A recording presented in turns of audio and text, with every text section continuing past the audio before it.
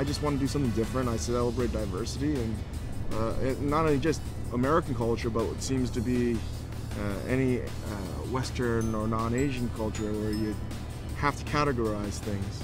You shouldn't have to please everyone. You know, you want to always impress, and we could do food that is much more technical and much more of a wow factor, I think. But at the end of the day, you know, I'd rather us do something simple and straightforward and executed well than trying to do something difficult and high-minded and executed poorly. This is a dish that's a classic Korean dish called kalbi jjim. Kalbi is short rib, and jjim means stew or to braise. And these are short ribs with the bone on. If you go to a Korean barbecue restaurant, you might see it cut totally differently. You know, short ribs come like this. Koreans are probably, I think, the only culture to do braise without sort of roasting their meat first. You don't need to get color on it.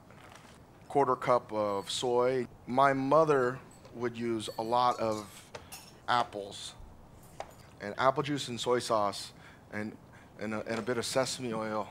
I don't know how it works, but it works. Onions, apples. Pears work really well as well if they're in season. Black pepper and some carrots. So you could just cover this and cook this like any other braise, and you'd be set. So traditionally, this dish is done with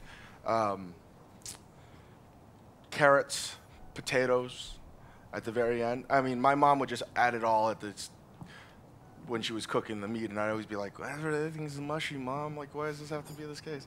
So what we do is we sort of just add the aromatics and take them out. The marinade is in there. So you could just cover this and cook this like any other braise, and you'd be set.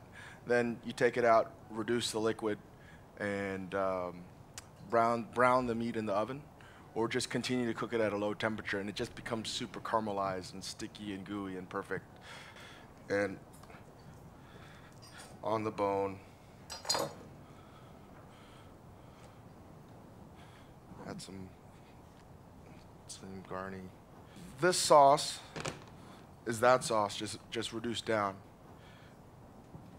We serve this dish, and a lot of people are like, oh, it looks like you know, classic French, whatever, but the flavor profiles are absolutely 100% Korean.